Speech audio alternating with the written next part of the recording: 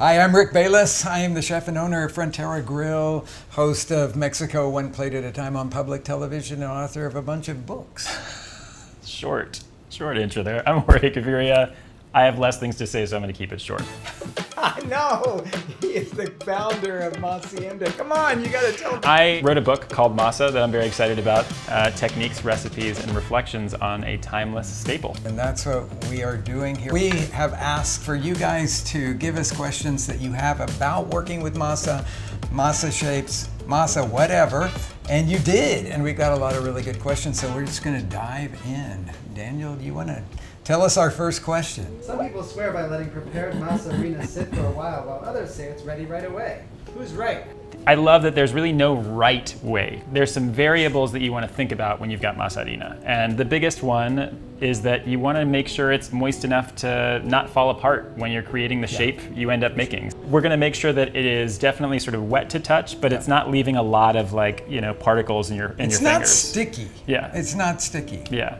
Okay, so he said there's no right or wrong answer, but there are better answers than others, and so I'm going to tell you what mine is, okay? Mine is that I like to work with warm water because I think it hydrates faster, and I like to let it sit for 20 or 30 minutes after I have added the water to it because the consistency of it does change. We made this masa up a little while ago, and it was definitely not stickier, but it was certainly softer than it is now. So in the half hour or so that it's been sitting here, it has really changed consistency. So I say warm water, not hot water. You don't want hot water, but warm water from the tap and then let it sit for 20 or 30 minutes. Yeah, I mean, I think that warm water also starts to kind of develop those organoleptic qualities, if I may. Oh my gosh, you went from hydrate to organoleptic. Yeah, it's it really, you start to kind of develop that flavor and bloom it. Yes. So it's really kind of, to me, it's the first test of if your masa is going to taste good or not. Does it smell like something? Does it have a really beautiful color to it? Yes. What's it look like? And if you're using really interesting masarina, which we've got in front of us right here, meaning that it's made from different heirloom varieties of corn, it's going to have a lot more flavor than one that just comes from the package at the grocery store. Yeah, which if you need to, also great. We're not judging masa.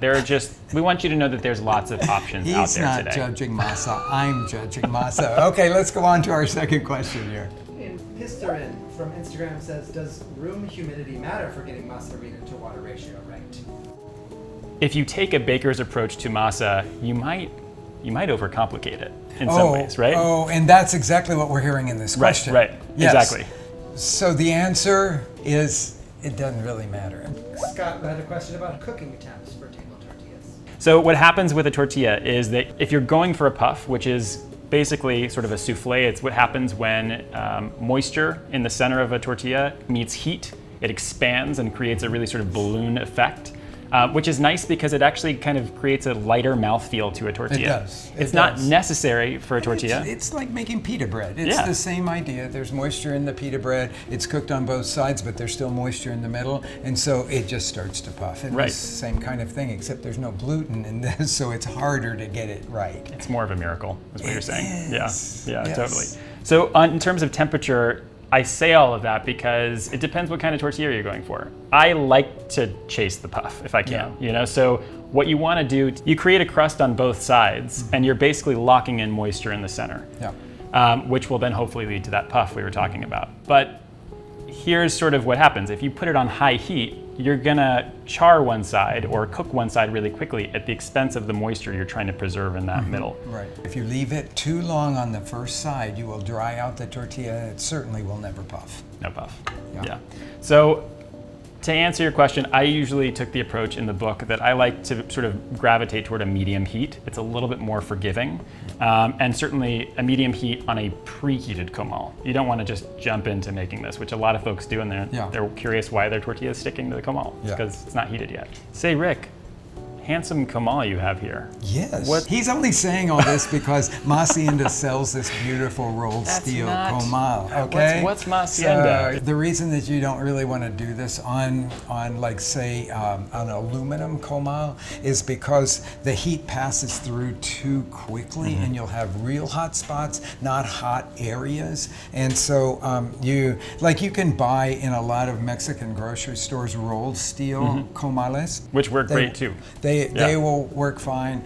If you have a cast iron one, then that one's going to need to heat up for a considerable amount of time, more than this one will. Rolled steel will heat much faster. Yeah, I mean, and I go to my in-laws' house, they don't have one. You know, we use a nonstick pan there too, which is great. Like, you just want to make sure you can regulate temperature easily. Exactly. I think we need to go on to another question. Some folks add a tiny bit of flour to the corn masa mix. Does this have a practical effect? Okay, so here's what I'll say, is that when you're making certain masa shapes, there is a tradition in Mexico of adding a little wheat flour and a little bit of pork fat or other kind of oil or lard to it, and then salt and a little tiny bit of baking powder, okay? And I love that. It makes masa that's cakier, because that's what the wheat flour will do. And of course, it'll be richer and it'll be salted. One thing you have to remember is corn tortillas do not have salt. It's just like 2 other places in the world. Asia, where they do not salt rice, and in Tuscany, where they do not salt bread. They make food that is fully salted to go with that, and Mexico is exactly the same thing. Anyone you want to do together here today? Well, let's see. I think I would probably start with a sope. Okay. You know what? As much as I love this book, I'm going to take it out of the blocking of my way here. I'm going to go with this light colored masa, and I'm just going to press it very, very gently, okay? And I'm going to just lay it down on a part of the comal that's sort of medium hot. So once this starts to dry a little around the edges, that's what I'm looking for. Then we'll flip it, and we're just going to cook it for a second before we take it off the comal and start to form it into a sope. Well, why don't we go ahead and do this for the gordita as well? In fact, to tell you the truth, so there's a couple ways you could approach this. You could use the tortilla press, but it's probably going to get it a little bit too thin. You could press between 2 pieces of plastic, like I'm doing here, and just press it out into a flat thing. Okay, let's look back over here. And so that one has gotten a nice little bit of sear. Okay, and so then I'm going to unmold this guy and lay this one over here. Now this is going to be a gordita. It's not going to be one that is super thick. And in lots of different parts of Mexico, you can get them that are super thick. Okay, so I'm going to form the edge of the sope. You're literally pinching the edges up to make a little border on it. So that's your sope. Now a lot of people will just break up that center part like that, and then the next step would be to reheat them. And I'm going to just flip this guy over here. It's gotten it was kissed a little too darkly there. Let's take this guy off of here. So I'm just going to put a little bit of oil down there so we can fry the bottom of it, so you can see that going on there. But you usually want to sprinkle just a little bit of the oil or the lard over the center of it. So we would put the salsa in there. I have a little bit of queso añejo here. Just sprinkle over the top of it. And these are really my favorite. You could put some onions and cilantro on there, but it's very simple. And in the United States, a lot of people pile them high with things like shredded beef. Right. Okay, so that's about all it takes. The top part is still soft masa. Okay, so before we answer another question, have a little snack. Thank you. This is like one of my favorite things in the whole wide world, is this style of street sope. The textural contrast is what I live for. That like molten center and crusty bottom. Yep. It doesn't sound It's good, not does it? uncooked masa, it's just soft. And that's what I think is super good. Okay, so now for this gordita, I'm cutting it open, sort of like you might for a pita pocket or something like that. And then it'll open like this. And then I can just reach over here and grab some of this. I have a little bit of filling that is made from shredded beef with roasted tomatoes and some roasted green chili in there. So, and then I like to put a little bit of the queso añejo over the top of that. And there you've got your little gordita. Now, this gordita is meant for one version. Oh, it's definitely meant for one, and it's one version, but there are many other versions of gorditas. But like in our restaurant, if you came and we had gorditas on the menu, it could be filled with many, many different things. But this is probably one of our favorites. What I love about it is you can go in sort of the more traditional or regional Mexican routes, but it's also now just a vessel for eating something, whatever you have. Yes. Okay, we need more questions. You do it, and we'll talk through our chewing. Okay. Thank you. And ask us a question. Yeah. Why does making sopes, tortillas, etc. never taste even remotely the same as using fresh masa from the tortilla factory? Fresh masa from the tortilla factory is great. Something that you should aspire to using because it has a different texture to it than reconstituting masarina. Does that make masarina a bad thing? No. It's just and it's way more accessible. If you only make things with fresh masa, then probably you're not going to make them that frequently, whereas you could if you're using a reconstituted masarina.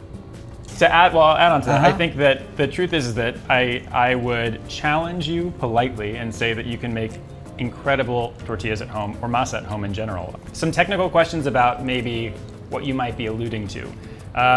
Tortillerías have the luxury of having really, really large equipment, and this is actually something we talked about.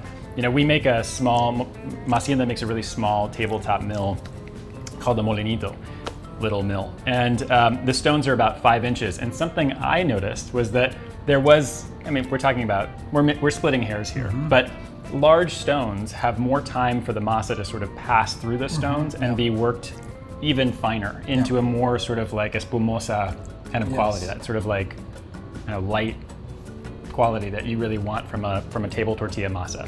And so, you know, I think that there is something to it for sure. They're also masters of their craft. I mean, let's be real. When there's no substitute for time. You get better as you get more intimately, familiar with this type of food. But masarina gets you pretty darn close.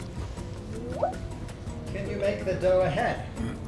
Well, one thing that people need to know is that masa that you buy at a tortilla factory, once it comes home with you, it will start to sour after 12 to 18 hours. So we always think about using it fairly soon after. Our restaurant, we get a delivery of masa every morning, and that's what we use to make the tortillas. At the end of the day, whatever is left will be made into a batter for tamales or into this mixture that I talked about before that has some salt in it, which is a preservative. Anything else goes to the trash. Start fresh the next morning. So it is something that you want to understand about it. You can't go to a tortilla factory, buy tortilla masa, keep it in your refrigerator for a week, and then make your tortillas because it'll probably be sour. That sourness, most people will think is wrong. It won't kill your guests, but it's certainly not a very good taste because sour tortillas are not right. When you're working with masarina, there's no reason to, I mean, it's literally putting water in the masa and stirring it around, so it's not going to be something that you need to make well in advance, but certainly you cover it up and let it sit for several hours, it's going to be fine. Yeah, this is, you've touched on a really controversial question because there are lots of restaurants that we even work with who do save masa. You know, some folks freeze it. It's just not going to be the best version of itself. So if you're going through all that trouble. That's what I say. And yes, I have frozen masa before and then made tortillas out of it, but they were denser. And so that's why I'm looking for a great tortilla. And so I would say that's not going to be your best effort. Please explain cows. From and why it's used. Okay, Carl, I'm going to throw it to you because you know more of the technical side of it. It is calcium hydroxide. You're good. All right, keep going. So I know that part of it. It creates a The word is out of my mind. Alkaline. Alkaline. It creates an alkaline bath to cook the corn in. It changes the texture of the corn. It takes the outside hull off or softens it up so that you can wash it off. It changes the niacin and the calcium properties in the corn. And those two things are really essential if you're going to eat tortillas as your basic staple. Especially in a culture that doesn't have dairy. It transforms corn into something that is really much better for the human body. You can take this microphone here and just drop it right onto the comal. That's pretty good. That would be really hard to do. So it's like, okay. Small mic. It's like I'm a chef. So. Yeah, I'd say what Rick said, and I would say that's pretty good. And then I'd say, technically speaking, cal, short for calcium hydroxide, comes from calcium oxide, which is interesting. It's if you've ever been to Mexico and you see those really kind of dense white misshaped rocks, that's calcium oxide.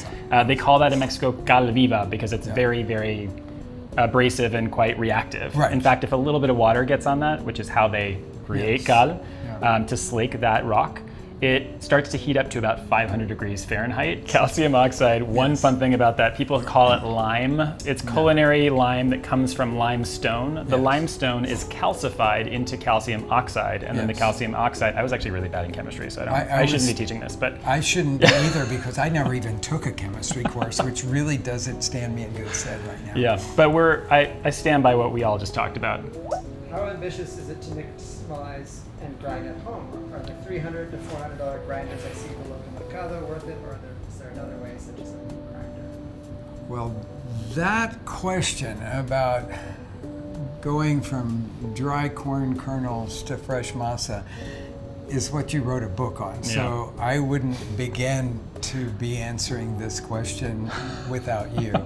I think that you got to start somewhere. And the rabbit hole, I think, if anything, doing that process at least once, because let's be real, it does take a lot of time. You really start to appreciate how much time goes into this food and to do it right. And I think it gives you a deep level of respect for something like a masarina, because you really understand, contextualize kind of the work and kind of the mastery that goes into making a great quality masa possible. That said, I think some technical questions. If you want to get into it, do you need a $300, $400, $2,000 mill? You don't need that. A hand grinder will do just great. Full disclosure, I used to say that the hand grinder just couldn't yield a masa that would puff into a tortilla later on, and I have been humbled in the last 8 years. I need to be humbled because I am in that class that says, no, it can never do it. So you're going to have to teach me that. No pressure. Okay? Yeah, you'll have to see the next video to see if it puffs. But there are really sort of less expensive ways to do that. In the book, actually, I talk a little bit about, don't wince, but food processor. There are ways. In my first book, I talk about doing it in a food processor. Honestly, I might have known that. Yeah, but I said you couldn't get it smooth enough to make a great tortilla, but you certainly could make masa for tamales that's got a little more texture using a food processor. It's the part about the food processors is it just requires so much water to get it to really spin properly that at that point you have to do one of two things. You have to either add masarina, which you might feel conflicted about after you just went through all of this effort to make fresh masa, but you can still get really close to a good thing there. Alternatively, you can kind of dry that masa out slowly in the oven, but we're talking about hours now. To really get that to low temperatures. Yeah. So, and I think the last one, I've seen some folks actually reach out about a Vitamix. Someone did a bullet, sort of a, what are those bullets? Oh, yeah. I don't know how they do it. I would love to make a video on that and bring someone on to do it. I would guess you would have to put extra water, but I haven't seen it, so I don't know. So there are ways. Where there's a will, there's a way. And of course, the elephant in the room, we haven't talked about a metate, which is the original way to do all of this. And if you can find one. Yes, that is what I would recommend. You have to fly to Mexico and buy a metate that weighs about 200 pounds and check it with your luggage and get it back. And then have to learn how to do it because it's not easy. It's a certain movement that you have to learn. And I will say I've tried it many times and I am a rank amateur at it. I bow down to anyone who can do it because I can't. Thanks everybody for all the questions that you asked. It was really great to receive them and to know what you guys are interested in so that we could explore that probably more than what you were expecting when you gave us those questions. And for more on masa shapes, how to make masa, modern masa applications, all things masa, check out Masa. Techniques, recipes, and reflections on a timeless staple, available where books are sold on September 13th, 2022.